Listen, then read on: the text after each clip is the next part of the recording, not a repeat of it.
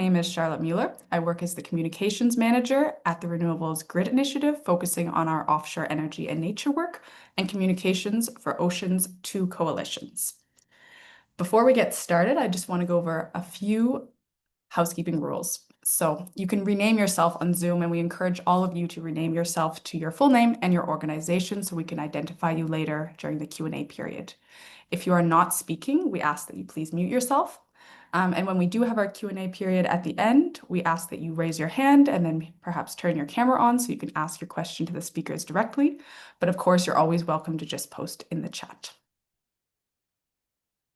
So what can you expect from today? So first, I will give a very short introduction to RGI and OCEaN and the context for today's webinar and what we're presenting. Then I'll hand it off to our 3 expert speakers who will present the FlatEMF project, its goals, its results, how it came about, and implications for further research on the topic.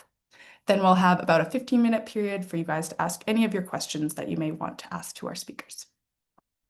So before I begin, for those who are not aware, this webinar is being hosted by the Renewables Grid Initiative and OCEaN.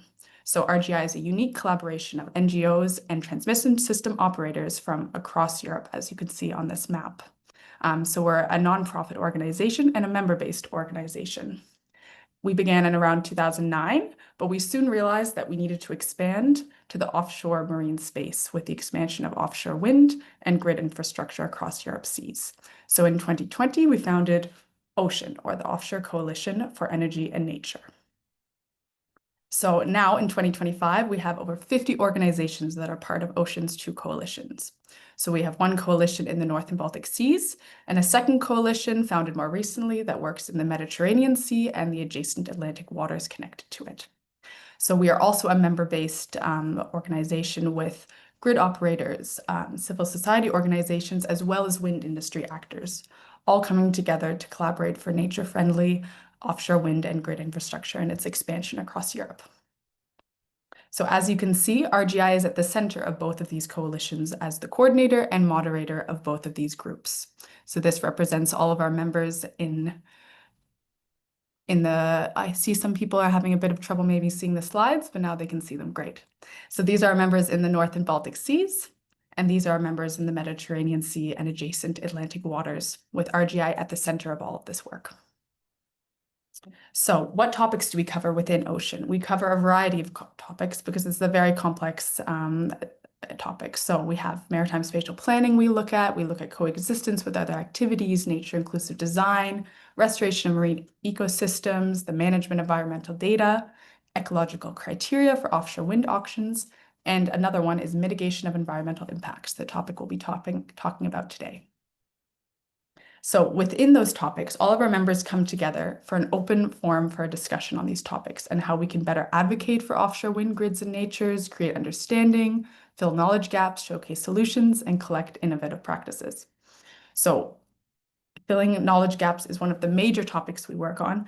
And after a major report that we released in 2024 from OCEaN North and Baltic Seas on the avoidance and minimization of environmental impacts from offshore wind and grid infrastructure, we brought together all of our members to collect 80 avoidance and minimization measures, which are published in our online database, and this report, which also outlined knowledge gaps in areas that we need to further work on to discover more about mitigation measures. We also outlined dedicated research projects, including ones on EMF, or electromagnetic fields. And this brings us to today's webinar, working on presenting the results of the FlatEMF project, which RGI has been a part of since 2023. And with the project now finished, we want to present our results and give an opportunity to learn further and to share our results with the public. So today's webinar then will have 3 expert speakers joining us to present the results of the topic. First, we'll have Annemiek Hermans. She's from TenneT, the Dutch transmission system operator, a marine ecologist and longtime collaborator and friend of RGI and OCEaN. So she'll kick off the webinar, explain the FlatEMF project, what it aims to do, and then pass the floor to Evripidis Karatsevos, who will talk about some of the modeling done within this project. He is a part of NKT, which is a member of Europacable. And then finally, we'll have Erica Chapman from St Abbs Marine Station, and she'll be talking about the research their station did in Scotland about EMF and the Flounder. And with that, I will pass the word to Annemiek Hermans. Thank you, Charlotte. That's great. Excellent introduction of what you guys do. I'm a big fan. And today we're talking about FlatEMF, which is a research that was done in the last couple of years on the effects of electromagnetic fields, specifically on flatfish. But first, I want to let you know why TenneT is part of this and why we feel this type of research is important. So we are the transmission system operator for the Netherlands and a big part of Germany. And we're scaling up, connecting 4.2 gigawatts today to 22.3 in 2031. That means we have a lot of ground that we are covering and going to cover. And we feel that it's important to understand in which environment we are doing our work and how we can how we affect that environment with our operation. And especially because cables are going to be there for 40 years or longer, it's important to understand what we bring to the environment and how we can optimize or minimize.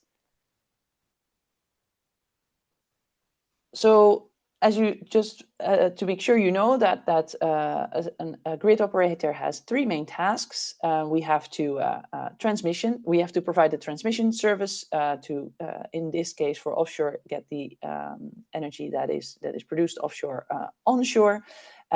We do system services, and we also provide market facilitation.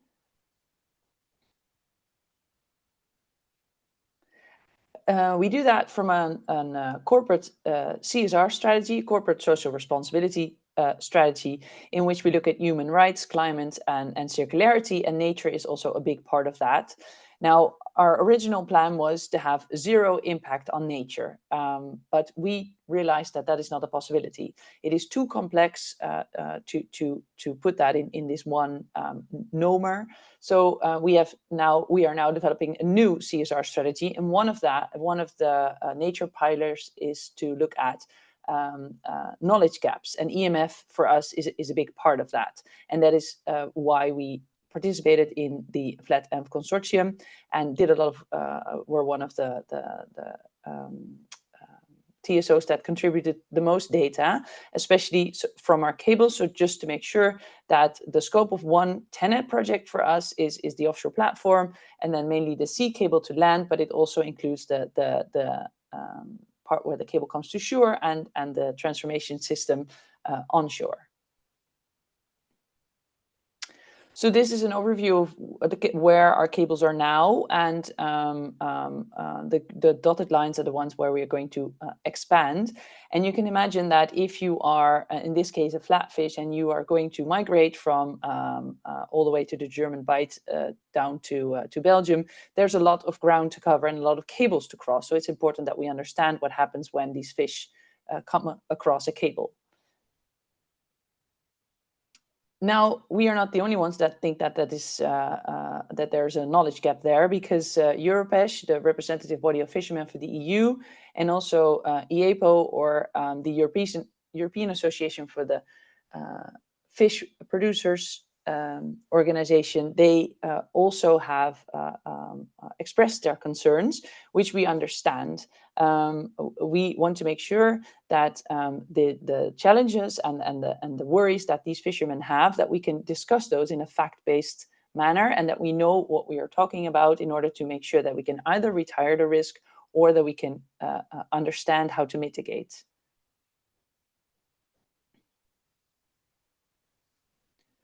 So electromagnetic fields, what is that exactly? I'm going to leave that to Ividripis to explain to us, but it is important to understand that there is an electric and a magnetic field, and there are several species that are either electrosensitive or magnetosensitive, and especially in water, electrosensitivity is a very helpful sense, because water is a good conductor, and there is oh, yes, thank you. The next slide would be wonderful. Species, there's been a relative amount of research on this. Species use either the electro or the magnetic sensibility for navigation, for orientation, or the detection of other organisms like prey, but also partners. The there's not that much known, or actually very little known, about flatfish and how these species use electromagnetic fields, and if they're hindered by the anthropogenic or subsea power cable induced electromagnetic fields, which has led to this research. So we started 3 years ago, and actually got started with research 2 years ago, as in a consortium that has several of RGI's members, so TSOs, and also Europacable, which is the organization where all the cable producing organizations come together. And our aim was to not completely fill the knowledge gap, but at least make steps towards that, and also bring scientific grounding to the discussion, because we feel that it is important to have a fact-based discussion, but that was not possible because the information was not there. So the project scope, we had an ecological research work package, a technical research package, and there was communication and stakeholder engagement. The last is being done by RGI, which this webinar is part of. Europacable has done magnetic field modeling, and also the ecological research was consisted of 2 parts. The bottom troll study, which we will not discuss today, and the laboratory study, which has resulted in a scientific paper that Erica will discuss later. So I will now first hand over to Evidripis to explain to us what exactly electromagnetic fields are. Thank you. Great, thank you so much, Annemiek. I'll now let Evidripis share his slides and get started on his side of the presentation. All right. So I'm here for the boring stuff. Let me get my presentation up. Let's take this. Bear with me. All right. So yes, as Annemiek said, is that on slideshow? Yes. As Annemiek said, the involvement of Europacable has been with the technical part of the research. So what we did was to bring in some expertise to analyze the data that have already been in the ground and try to make useful conclusions out of that, and make sure that the lab setup was representative. So I'll start from the basics. Now I take I try to start from where Annemiek left off. So when we talk about electromagnetism, this is one of the fundamental forces in physics, together with gravity and the strong and the weak nuclear forces. So we're talking about a very fundamental phenomenon here. And electromagnetic fields are created either by the drift of electrons under an electrical field, or they occur naturally in nature due to the orientation of the magnetic dipoles in the atomic structure of a material. This is how it occurs around the Earth, right? Now, if I take one step back, the magnetic field around the Earth also protects the Earth from solar storms. So it's not a bad thing necessarily. It preserves life on Earth as we know it. So now I'm going to try to zoom in a little bit to what is more relevant to us. Back to basics, I named this slide. I take the current in a wire and the magnetic field that it creates. Now, if you remember back in school, we were taught this simple, rule of thumb where we can place the direction of the current at the direction of our thumb, and then the magnetic field direction will be around our fingers. So that is the most fundamental way that we can see magnetic field, especially when we want to go towards cables. So what you see in the middle picture is you should imagine a conductor that goes out of the slide and the current that goes out of the slide, and this is how the magnetic field will form around it. The mathematical description of it will be, as you see in the page, B stands for the magnetic field density, I stands for current, and R stands for the distance. The point of this slide is to understand that the magnetic field is proportional to the current and inversely proportional to the distance. That means the furthest away you go from the conductor, the less intense the magnetic field will be, and the highest the current, the more intense the field will be. Now, you need to think that this goes out in space. So, of course, with decreasing intensity, but it fills the space around a conductor. And what happens when we have another conductor? Now, the other conductor, the direction of the current is into the slide, not out of the slide, which means that the magnetic field forming around it has an opposite direction. This means that the electromagnetic fields or the density of it, the intensity of it can be summed, can be superpositioned, and can be cancelled. That is what I'm trying to demonstrate with I don't know if I should take perhaps a laser pointer. That is what I'm trying to demonstrate here. This is important because cables in reality exist, you know, in bundles, exist in a number of cables. There's not usually one cable alone. So if we can also observe the same effect in different positions around space, and in all these different positions, the resulting magnetic field will be the summation of the vectors of the different magnetic densities that we have at this point in space. So obviously, you can imagine that the best way to cancel it out would be to put, you know, one conductor over the other, and if we do that, then we would be able to cancel the magnetic field throughout space around the current flow. And this is pretty much what we try to do with smaller cables, like the cables you have in your TVs. This is the coaxial design, where you have the current running in one direction in the inner conductor and the other direction on the outer conductor, which means that the magnetic field around the configuration is almost cancelled. However, the cables we're talking about now are a little bit different. So we're not talking about 2 kilovolt, we're not talking about a few milliamps, we're not talking about 30 grams per meter, we're talking about 525 kV, 2 kiloamps, 60 kilograms per meter. So these are big cables. So the best we can do for HVDC cables is to put them as close as possible, because when we do that, we get some points where we have a summation of the magnetic field, but we get other points where the magnetic fields are canceled out or reduced. And this is exactly how we actually install them. So the most typical way to install an HVDC cable system is in what we call the bundled configuration. So the cables are strapped together next to each other as close as possible before they are laid in the seabed. Now, what I'm describing so far assumes that the current is constant, which also means that the magnetic field is constant. And that's the reality when we talk about HVDC cables. Now, when we come into AC currents, things become a little bit more interesting here. So I start again from this picture, as we saw earlier. I'm trying to help you look at it from the side a little bit. So the length of the conductor, and then the current going out of the conductor, and how the magnetic field forms around it. But we also have a case where the cable moves into the conductor. Now I'm using this figure here, which is not built for this purpose, but it explains it a little bit.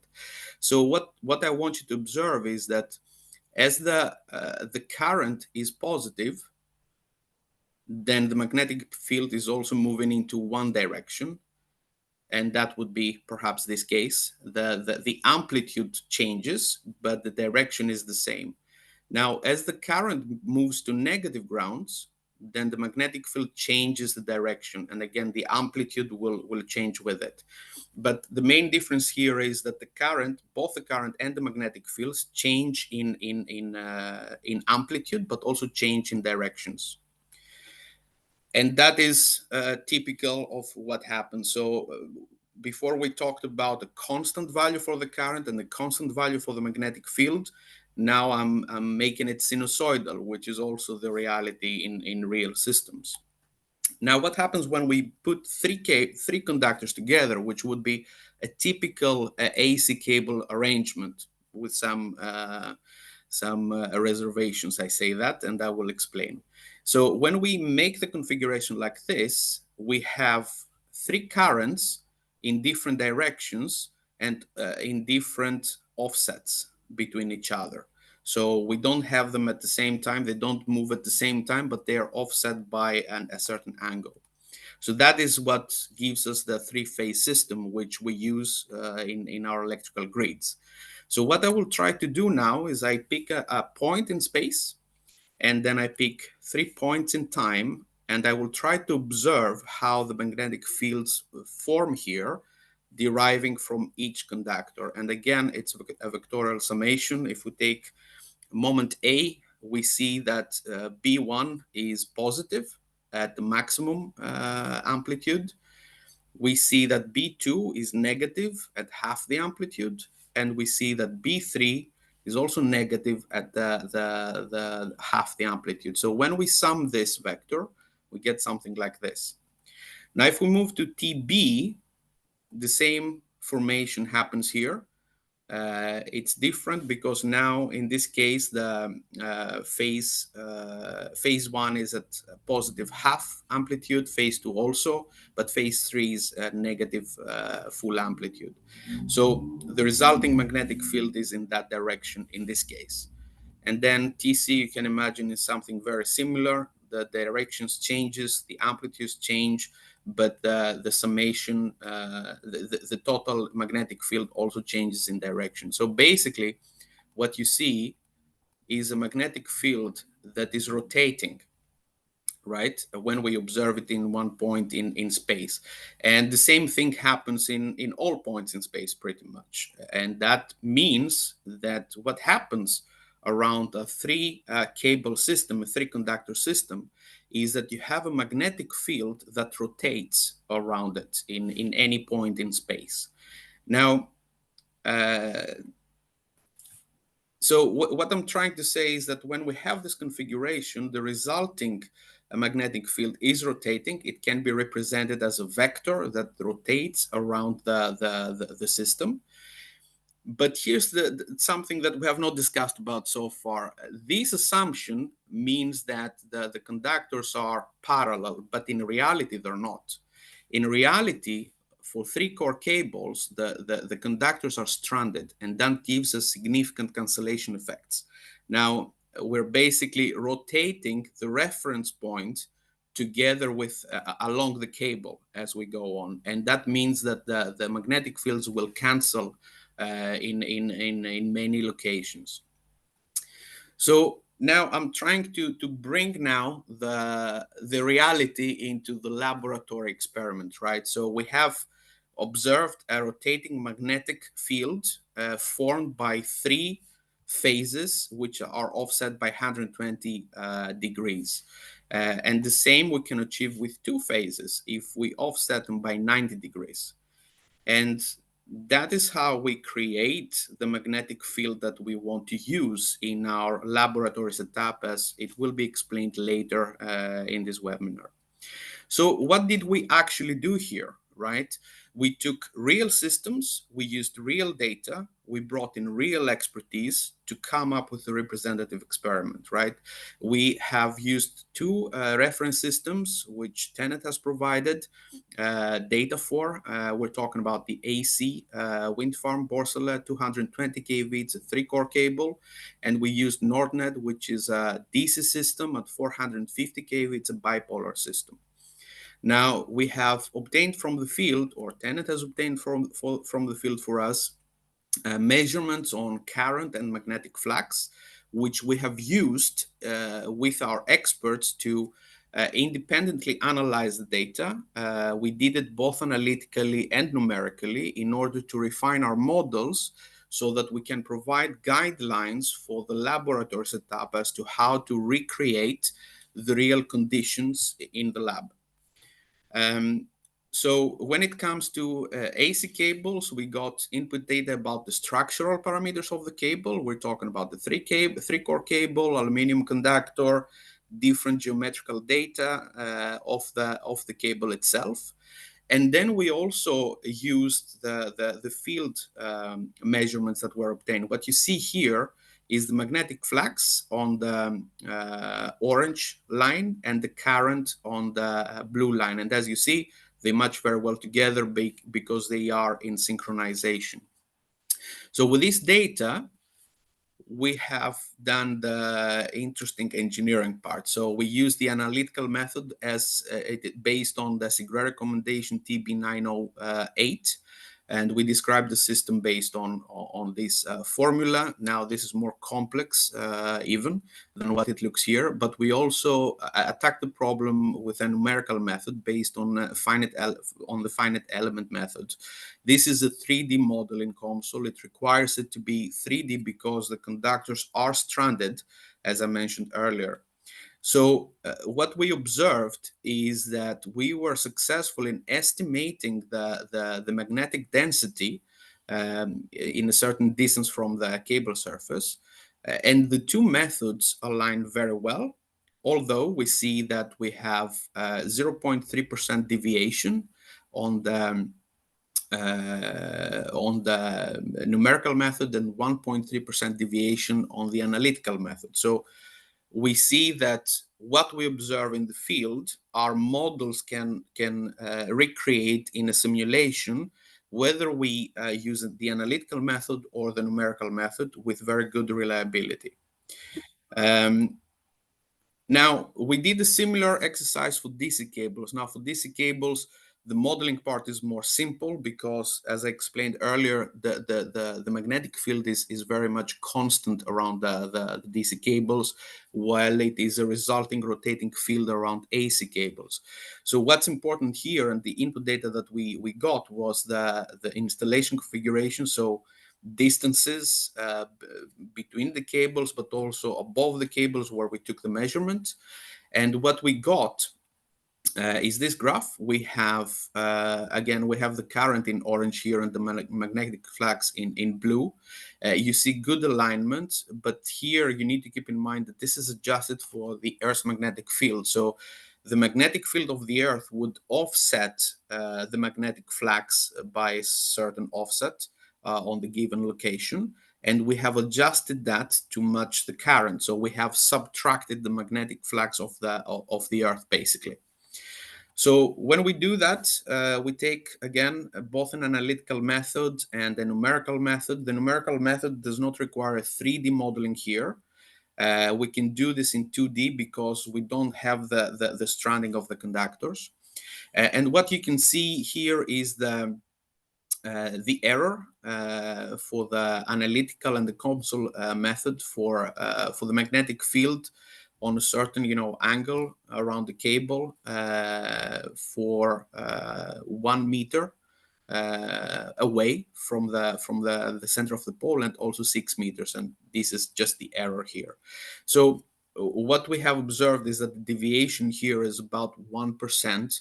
Reality versus simulation, regardless of whether we calculate analytically or numerically. And the analytical and numerical methods here are closer because the problem is simpler than comparing to AC.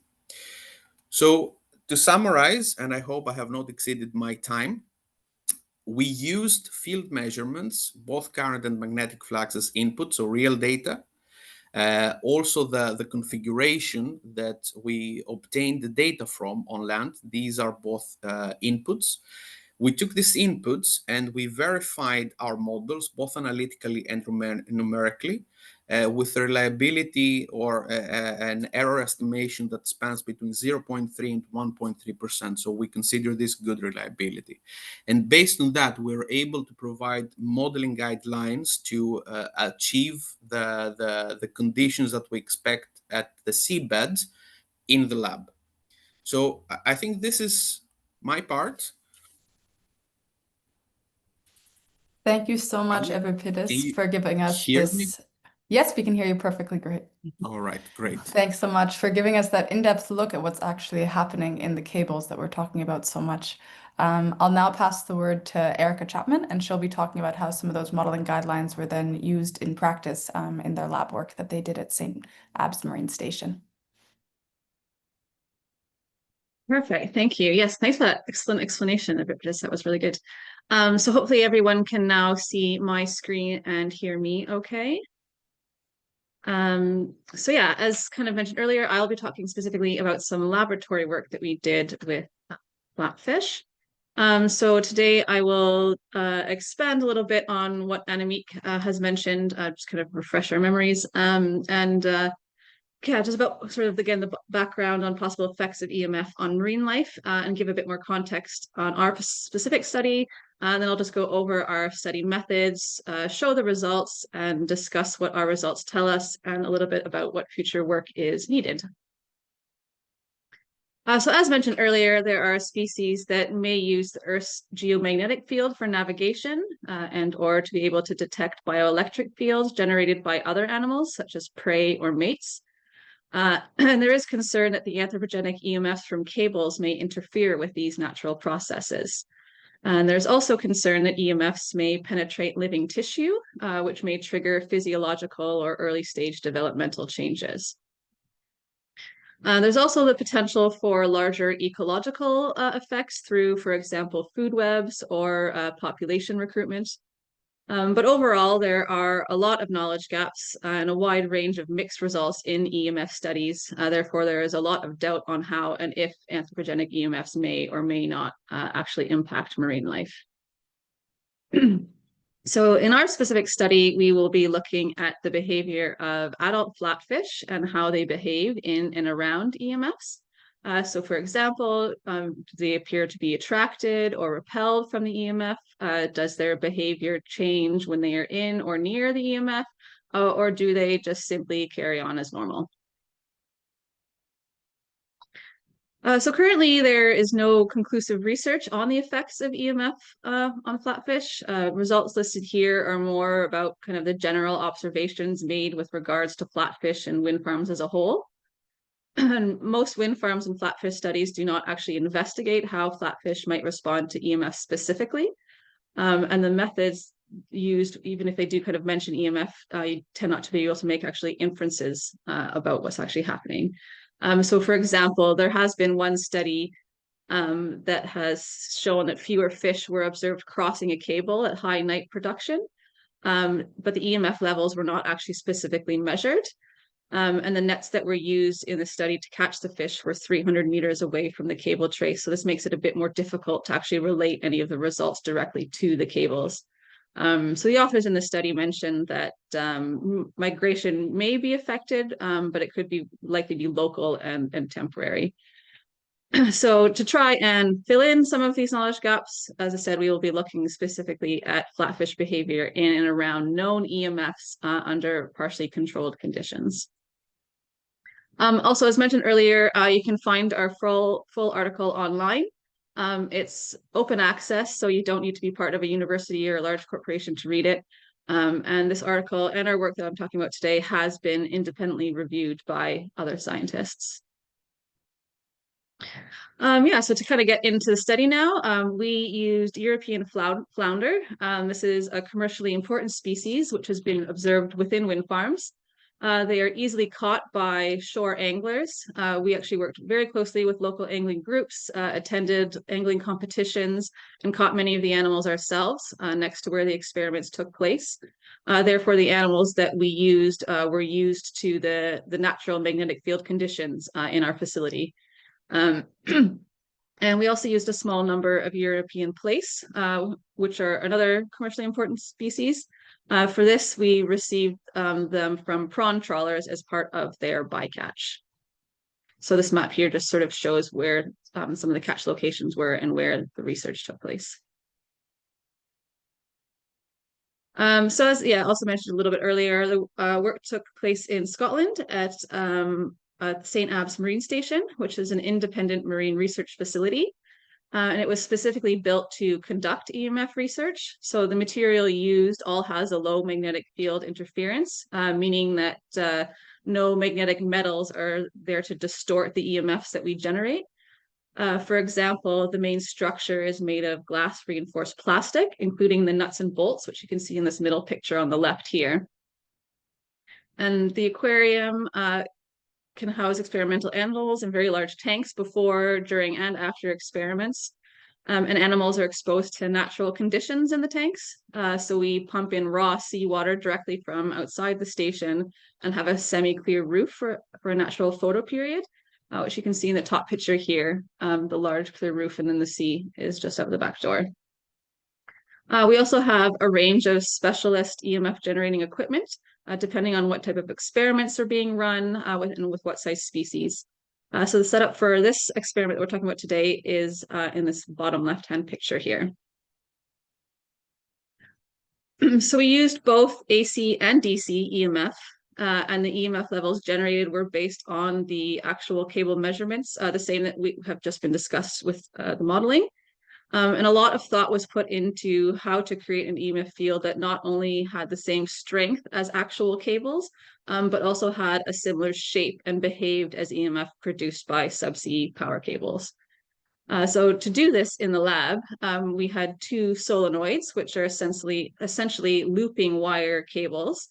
And the magnetic field generator that we used was designed, fabricated, and commissioned by the Netherlands Organization for Applied Scientific Research, TNO. So for the DC field, the bottom solenoid, which is shown here on the frame, was powered. And then for the AC, we powered both the horizontal as well as the vertical, and they're powered out of phase with a higher amplitude of current in the horizontal solenoid. And this is what's used to create that rotating field that Evirpis was talking about. And then for the levels, you can see here in these diagrams, they are the levels that are above the natural background levels. So we used approximately 15 microtesla for AC and approximately 21 microtesla for DC. And the colors kind of show you the strengths and how it dissipates the further away you get from the middle. And we used a 15-meter long tank to give the animals plenty of space to move, to avoid the EMF if they wanted, to transit through the EMF and approach it from both sides. All of this, along with the small exposure area allowed for good animal husbandry, but also helps make our results more relevant to real-world scenarios while still being practical in a lab setting. So we took, for each trial, we took 6 hours of CCTV recordings of the full length of the experimental tank. The video files were then analyzed through a behavioral observations software to record whether animals were stationary, if they were traveling or changing direction, and what area of the tank the behavior occurred in, whether it was within the EMF, outside the EMF, or in the corners. We completed a total of 61 trials on the Flounder. We were aiming for 20 of each AC, DC, and the control, so no exposure. And then we ended up having to carry out an extra trial because the recordings from one trial were missing footage for certain aspects of the analysis. And then for place, we were only able to test 15 animals, so that was 5 per treatment. Specifically, we were looking at the number of times fish entered the EMF to measure attraction or avoidance. We did this as a tally, but also as a proportion of time spent moving to account for the fact that more active fish may be obviously more likely to then cross the EMF because they're moving around more. Trials were analyzed by comparing behavior inside and outside the EMF to see if animals behave differently in versus outside the EMF. We also combined in and outside to analyze the trials as a whole. So this was done to represent how animals would behave in the vicinity of an EMF, not necessarily in it. And for both of these, we looked at the time spent moving. So it can also be considered like an activity level. And as well as the time changing direction to see if behavior became more erratic. The time spent moving was also broken down and analyzed per hour to investigate any diurnal patterns. We also measured fish length and tank temperatures and other possible confounding variables to see if these might have any significant influence on the behavior. And then in addition to the behavior logging software, we also use an automated tracking software to get more fine detail on animal positions within the tank. So these are example tracks and heat maps that are generated from this software. A lot of manual editing was required for this process. So we actually only ended up doing a 1 hour subset of the whole 6 hour trial for this part. And we focused on the hour after sunset. We use these data to run models called hidden Markov models, which look to classify types of animal behavior. For the place study, as I said, the sample size was small, so the power of these tests were low, which means we cannot take these as kind of firm conclusions. However, we did not see any significant differences in any of the comparisons that we made. As well, all place entered the EMF, and any fish that turned just outside the EMF, which might be viewed as avoiding, they only ever did this a few times, and they also entered the EMF multiple times, anywhere from 75 to 282 times. For the flounder, there was also no avoidance or attraction. There's only a few instances, again, where animals change direction just outside the EMF. There's no difference in occurrences in the EMF area across the different treatments, and no difference in the time spent in the EMF area. There was no difference in the time moving or changing direction when comparing in versus outside the EMF, but also when looking at the tank as a whole. There's nothing to say that the behavior became more or less erratic. We also saw no significant difference from the temperature or the fish length that we looked at. So it wasn't until we took the time spent moving and broke this down by hour that we saw an effect from the EMF. So these box plots show our flounder data. So each individual point is how much one fish moved in that hour. The middle line here is the median, which shows the middle of the data, and the box contains the middle 50% of the data. So we can see here that in the control, so that's the no exposure, the flounder were more active in the first 3 hours and then became less active in the last 3 hours. And the difference is statistically significant, as shown by the statistical test here at the top, which needs to be less than 0.05 to be significant. And then this possible day-night pattern disappears when the flounder were exposed to both the AC and the DC. So you can see the statistical test here at the tops are no longer significant. So as I mentioned earlier, we then did another part of the analysis, which looked at the hour at sunset, which is indicated here by the line drawn at hour 5. So it's just this hour from each that we are then looking at next. And then from this analysis, we were able to confirm that there was, again, no specific change in the behavior in versus outside the EMF. So again, you can see the EMF zone here. And there's no difference, again, across the treatments. But the flounder, again, when exposed to EMF treatments, were more likely to be transiting. Again, this is just during that 1 hour. So when the flounder were not exposed to EMF, the probability of them transiting, so moving, was 10%, whereas this increased to 25% for AC and 20% for DC. So unfortunately, we cannot say exactly why this change in circadian rhythm was seen. One reason may be that something within their physiology is being affected. And as the change we saw is to do with their circadian rhythm, one possibility is the change in their melatonin, or it could just as likely be some other effect somewhere else within their complex system that controls their circadian rhythm.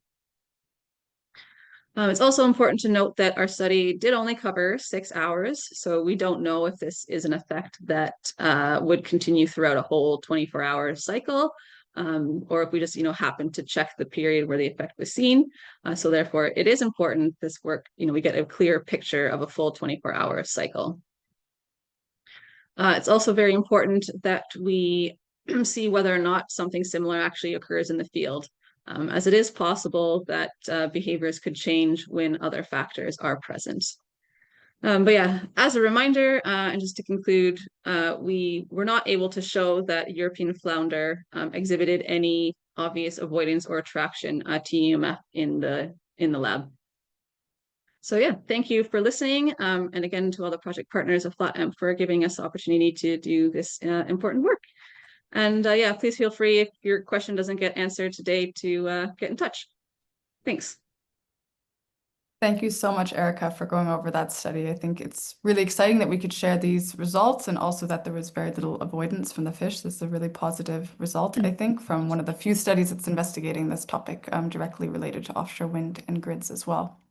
I see there's a few questions in the chat, so I'm actually going to ask Andrew Weller from MapM if they're happy to turn on their camera and ask their question to the speaker. I believe it's a question for Erica. Andrew, if you're still in the call, we would love if you asked your question. If not, I'll read it out loud.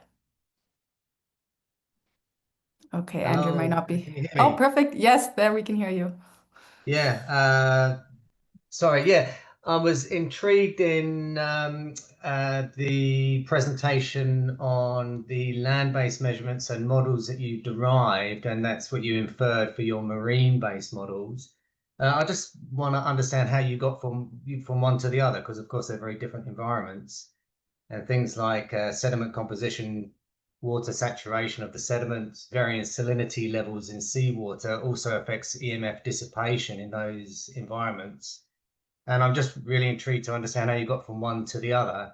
And it may be in the paper, and I apologize if it is. I am showing my ignorance here that I haven't read the paper yet. So I think that's probably more of a technical question for Ripagist than it is for me.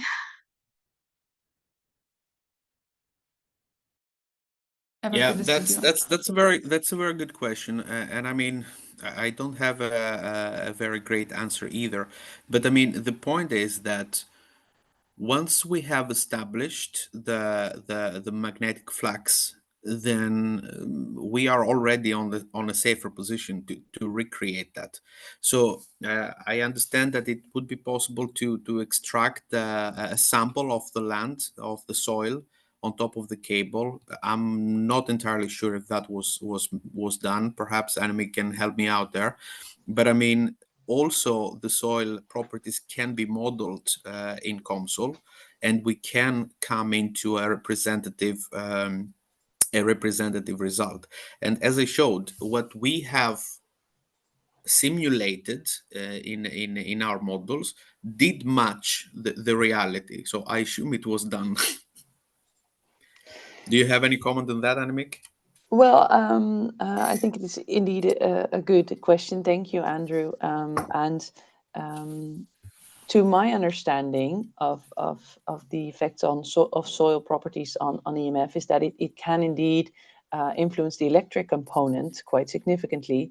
But the magnetic component, as long as there's no magnetic elements in the soil, as in where, for example, where you have a high iron content, then there's not much soil types that can, other than being a physical barrier, as in increasing the distance between a receiver and the source of the magnetic field, to influence the data. And I think that is what the models from EVIDRIPUS also show.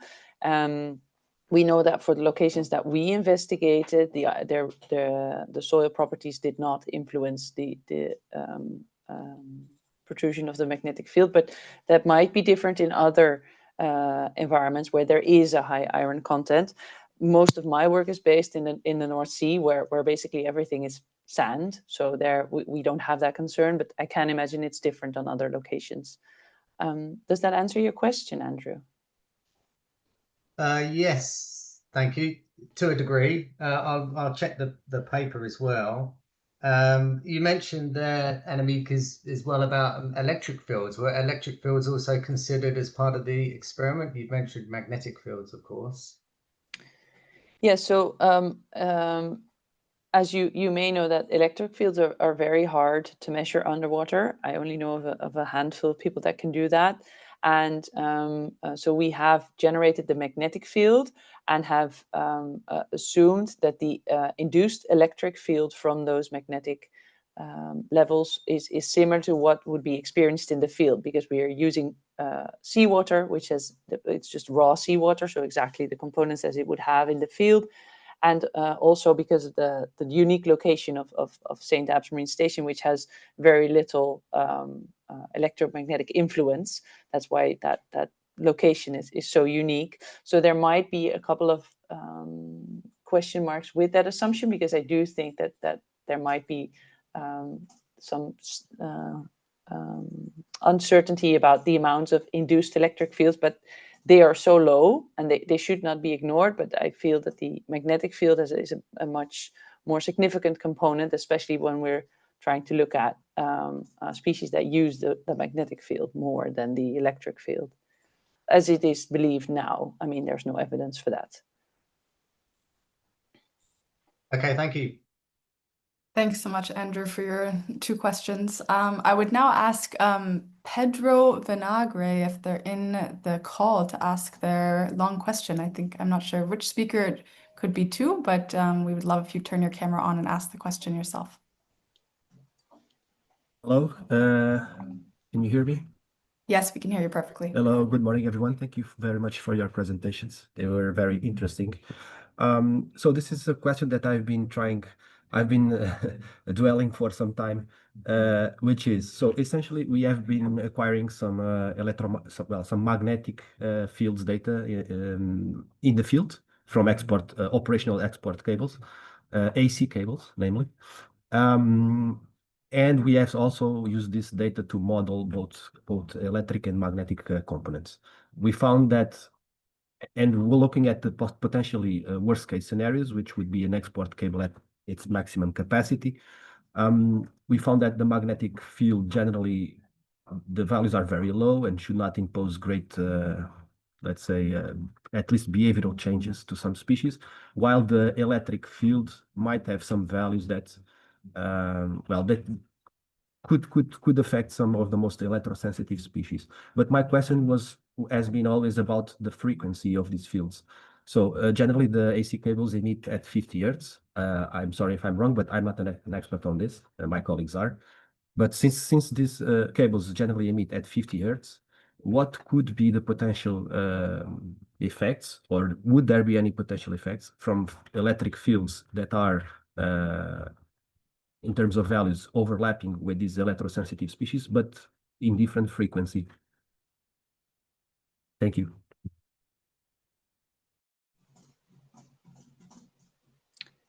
Erica, do you want me to give it a go? And then please add if you have any additions.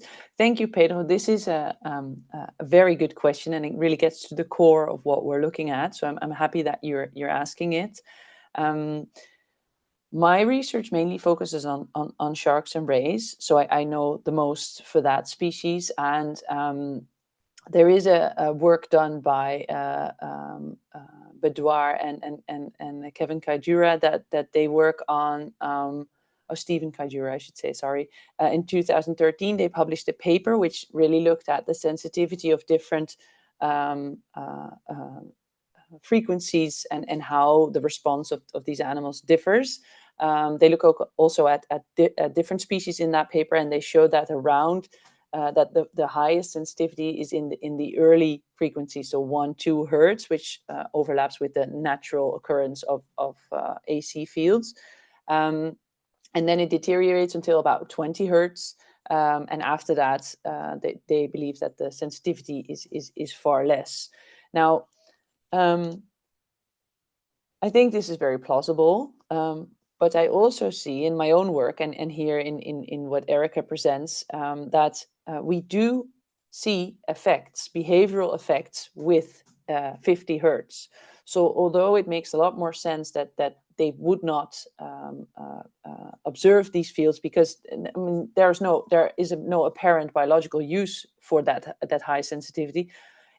My personal comparison, which is not based on any scientific ground, it's just my belief, is that, chickens, chickens, they see as we see, but they have they look in less amount of frames per second. So when you put a chicken into a TL fluorescent light, they really don't do very well because it flickers for them. So they see black, white, black, white, black, white, black all the time, and they get a bit weird. So and I think that it's something comparable could be happening, that they don't sense it all the time, but they have this high, and I'm talking about sharks and rays at the now specifically, but it might also be the case for other species, that they sense it and then don't sense it, and sense it and don't sense it, just because the high frequency does not match their own sensibility. That is my current hypothesis that I'm working on, but I cannot prove it. I don't know if it works. The only proof that I have is that there are studies, including my own work, that show behavioral response where we might not expect it. So that's the best I think I can do for your answer, but it's very open to debate. Erica, do you have anything to add to that? No, I think that was perfect, Annemiek. I hope this helps, Pedro. It is a big question, and I have a suspicion, but that's it. Perfect. Thank you so much, Annemiek, for answering that question to Pedro. He seems happy. I see there's also a comment in the chat towards you, Pedro, asking more details about the question you asked. But I would now actually ask Liam Carter if he could turn his camera on and ask the question that he has for Erica, I believe. Hi, is that working? Can everyone hear me? Yes, there we go. perfect. See myself now. Let me move it across. Yeah, hi folks. I'm a fish ecology specialist with Natural England. I obviously it's moving a bit further away from the marine realm, but I was just curious, Erica. I enjoyed that experiment. Have you done anything or looking at anything in relation to diagamous fish? It comes up a lot. It is coming up a lot in casework at the moment. Particularly as there's a lot of drive for solar, and they're burying cables under rivers, and they're obviously developers are picking arbitrary depths based on human health, and I don't know if that's going to have an impact on diagamous fish in particular, because we know that it's crucial for them to get past upstream to their spawning grounds, and they're far and few between. They're declining across the board. So again, any thoughts on? Have you done anything on this? Are you looking into this? Is there anything you know that I don't know that might give me some information on this? Because yeah, it just seems to be like a lot of it, a grey area that we don't really have a clear answer for, and we're a lot more concerned for them given the confined spaces when it comes to estuaries and rivers. They haven't got that water depth to swim over any kind of impacts to complete their migration. So yeah. Yeah, thanks, Liam. That's a really good question. Unfortunately, I do not really have any answers for you. Certainly one of the many knowledge gaps that exist within EMF research. I can't think of anything that is being done specifically in rivers. I know there's quite a lot of work going on with where they're tagging, like putting acoustic tags on salmon and stuff, and putting them out on all kinds of places to see sort of what they do once they're actually in the sea, and with the offshore wind farms and stuff. So there is a bit of work going on in that space. But I can't think of anything within rivers specifically. Yeah. I think it's something that needs to be looked at. I agree that it is an unknown. But yeah, if the funding's there, it's something we could look into. But yeah. Yeah, I think you spoke at Scott Mayer. I think Adam Piper was doing the work that on tagging. I think it was smolts and sea trout, I think, which is why I do recall that. But again, yeah, it's going out into the marine environment, isn't it? I'm really interested in this confined space and whether it is. It's interesting. Because it may be like you kind of stated, where you might not see any behavior impacts. It might be a moot point that we're getting worried about. But just without that information, we just don't know. So yeah, we'll see where. Maybe I can add a bit on that, Liam. Well, please do. Just to inform you that TenneT is also looking at these effects on diadromous fish. I actually had the opportunity to co-author a paper with Peter Jan Verhelst last year. I'll put it in the chat, and it provides an overview of what we know on diadromous fish and electromagnetic fields, which is not that much, but it at least hopefully covers what is out there now. And also TenneT has been tagging Vint, which is the Dutch word. I believe it's the tweetshad. Yes. I hope that Yep. rings a bell. Yeah, okay. Of course. Where we tagged and looked at before data, before the Borstelen cable was installed in the Westerschelde and after. And where we concluded that report's also available online. I just have to dig it up. But that reported that we did not see, the study design could only show very large effects, so really complete blockage or large delays of the migratory path.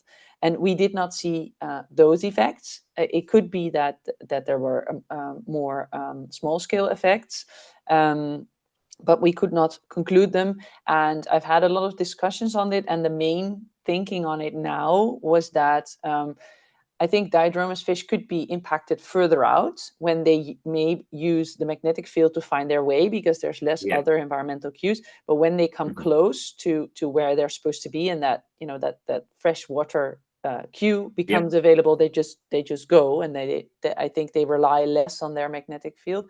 But how to measure them further offshore without a very extensive tagging network, I'm not quite sure. We're looking into tags that have magnetometers inside now. We're having FLIS is actually doing a couple of so the Flemish Institute for Sea Science, maybe. They are doing tests now with tags that have from Thelma Biotel to check if we can measure the magnetic field in that way and get a more accurate location combined with the magnetic field they observed. We just tested the tags in our lab in Wageningen recently, so there is some development. But again, you're all asking very relevant questions, because it is we don't know. Yeah, no, that's absolutely fine. They're great answers, so thank you. Yeah, again, I don't want to keep going on because I know it's past the deadline, so I'll probably just leave it there, the meeting end. But yeah, I know of PJ's work because, again, my background is European eel. I did a lot of stuff on pumping stations during my PhD, so I know I've given him data before from stuff in Lincolnshire. But yeah, we just don't know enough about all these other elements, and it's just coming up more and more in this work area. You're probably right. They're going to use a suite of cues once they get into estuaries and freshwater. So it may, as I say, it may be a moot point, but again, without the evidence, it's hard to just say it's absolutely fine. And if we start seeing problems, even micro changes in their behaviour that sends them back for a couple of days, they might miss. So it's a series of things that could lead to them missing their spawning period. Yeah, so interesting area, definitely. But thank you, everyone. Thank you, Liam. Yeah. Yeah, and it's also just one more point to add too. I was thinking, it's also it kind of gets even more complicated, as I mentioned a bit. Like, we can even go beyond just migration and think of how it might affect their physiology. And some of the other tests that we have done have been focused more on like egg development. So if they do actually happen to spawn where a cable is, that could have different kind of problems as well. So there's lots of unknowns. Another thing to think about. Yeah, no, thank you. Thank you so much for your interest, Liam. I'll now hand off the word to Danielle Orel if she is in the room. I believe that she's also involved with some research on sharks specifically, and has a question maybe to Annemiek and to Erica, if Danielle wants to turn her camera on. Hi, can you see and or Yes, we can. Great. Yeah, that was really interesting. Thank you so much, Will, for presenting. It's great to see work within this space being discussed and published. We're hoping to run, I should say I'm a marine ecologist, so I'm not so much so into the technical space, but we're hoping to run trials over at University College Cork and the Murray Centre in Ireland. And my job is currently working on multiple projects with elasmobranchs pranks and supporting the trials. So I was curious whether in an experimental mesocosm, so we're doing this in Cork Harbour, we won't have the same level of control as in a lab, which is great and also terrifying. In terms of the variables we're hoping to measure, we have to be kind of realistic in what we can achieve. We're using high resolution tracking, and we'll have an idea of temperature, for example, and we're hoping to infer EMF using a magnetometer. Are there any additional parameters you think we should really be recording that I should stick in now? I just heard the conversation previously and kind of thinking if there's anything extra that isn't too expensive to measure.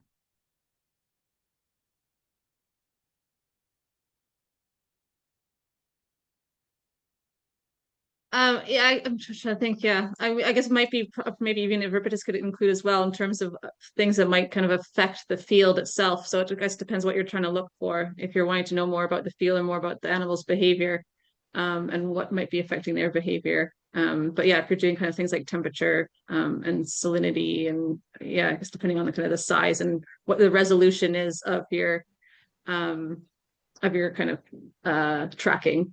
But the fact that you'll be also measuring EMF specifically is a really big thing, because that's what really lacks in a lot of studies now that have been done in the field, is they might kind of have these scenarios about how animals might behave around a cable, but they never actually know the actual EMF level that they're experiencing in any of those situations. So that'll provide a lot more knowledge than what's out there now.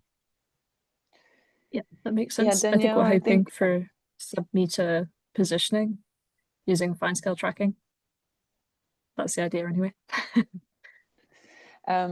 Surely you're aware of the two earlier mesocosm experiments that been done on that, Yeah. and I think that helps. But I would also encourage you to look at the effects of your setup itself, because pens are generally not well,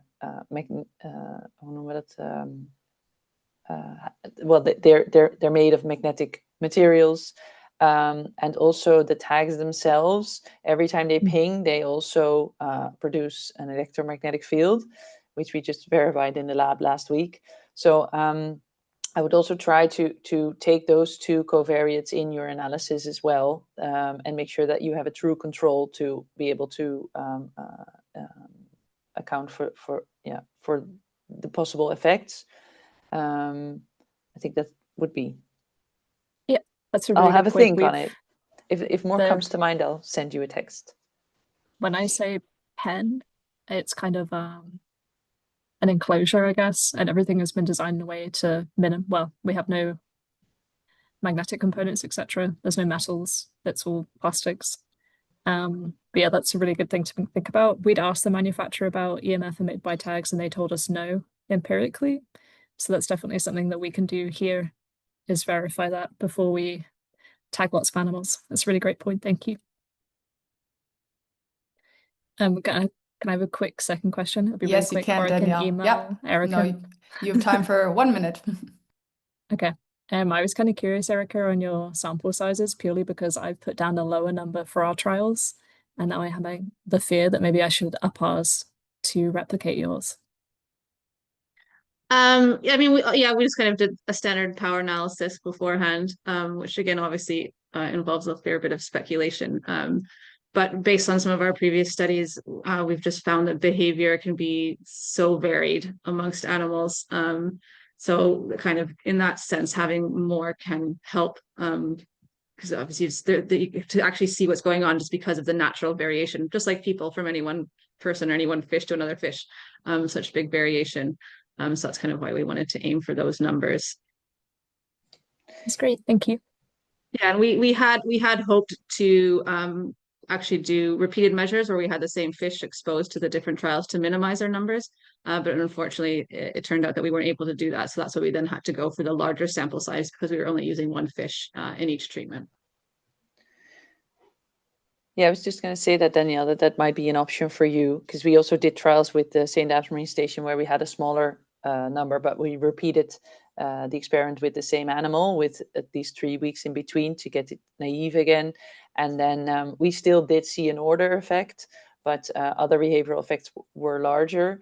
And just because I think the effects of EMF can be so subtle that if you want to pick them out, you have to account for individual behavior, because if you're just looking at means, you will not be able to identify it. So maybe using, for example, hidden Markov models would be very helpful in that case, and making sure that the animal can serve as its own control will help you, I think, with your sample size.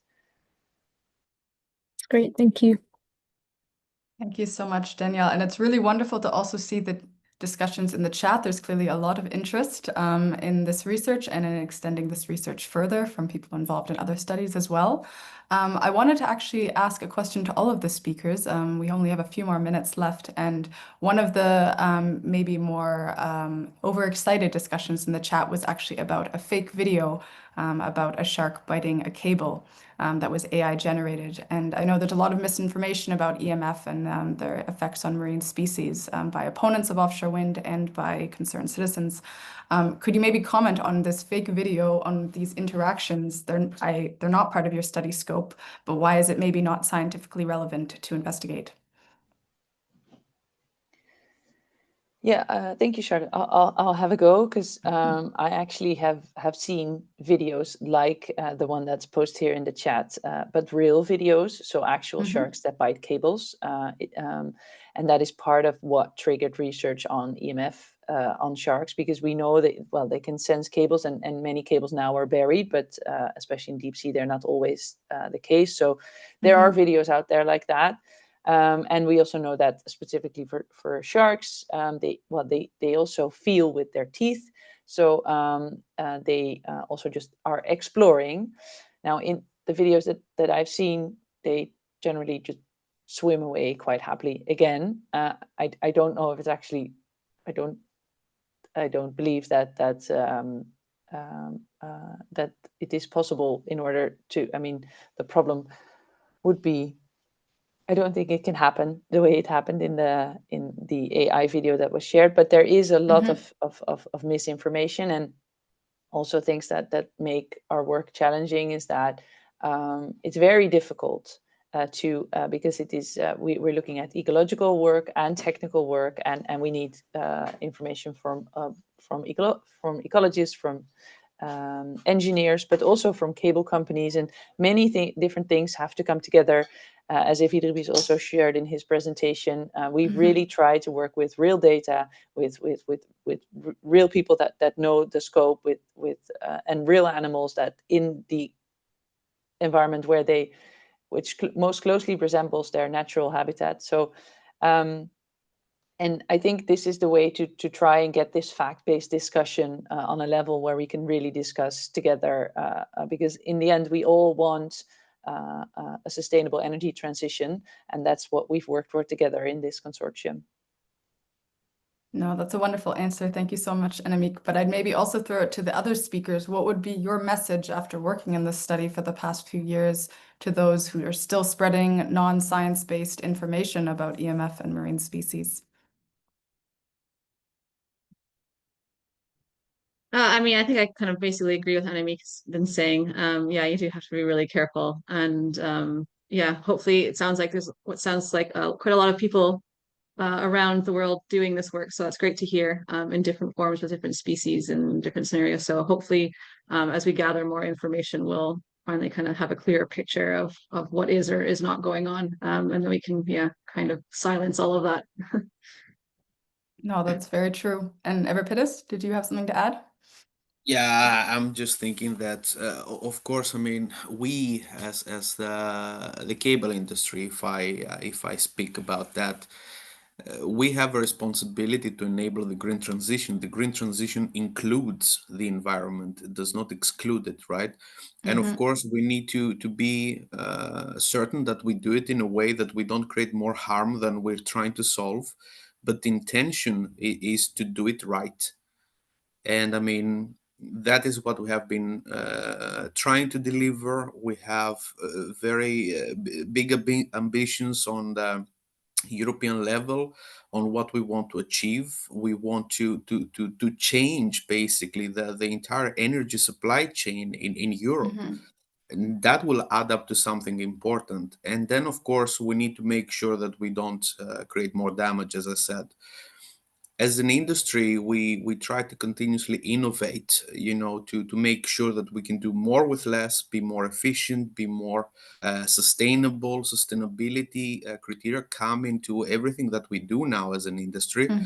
And I mean, it's not only driven by us, it's also driven by the TSOs. So the entire setup is concerned with these things. It's not only the industry that has it in mind; it's also the operators. It's everyone. So of course, since we have had this discussion, many times in different fora. These studies is really important in my mind, because we can, move away from assumptions and move more towards facts. And if there are things that we need to do to mitigate these risks, I mean, the industry is ready to go that direction, of course. No, that's a wonderful message to end this webinar. I think that we're all connected by this same shared desire for a sustainable energy transition, and to make sure we're not degrading the environments that we're deploying this infrastructure in. I want to thank all of you, all the participants, and also our speakers for joining us today. I see there still is maybe questions in the chat, but we will be sharing the emails and the contact information of our speakers. So if you do want to get in touch with them, I'm sure they'd be happy to answer your questions. You're also welcome to reach out to RGI and OCEaN. We also invite you to subscribe to OCEAN's event mailing lists, which a link will be posted in the chat shortly, so that you can join further editions of this webinar series with the Mitigation Measures webinar series, where we'll be investigating other knowledge gaps and perhaps highlighting other conclusions from FlatEMF. And there's still some things to come with FlatEMF. We're going to be sharing these results further. There's a fact sheet to come. And yeah, just would like to thank all of you. When you close this webinar, a short survey will pop up, and you can give your input on how we did today and what you would like to see next from RGI and OCEaN and our webinar series. Thank you so much, everyone.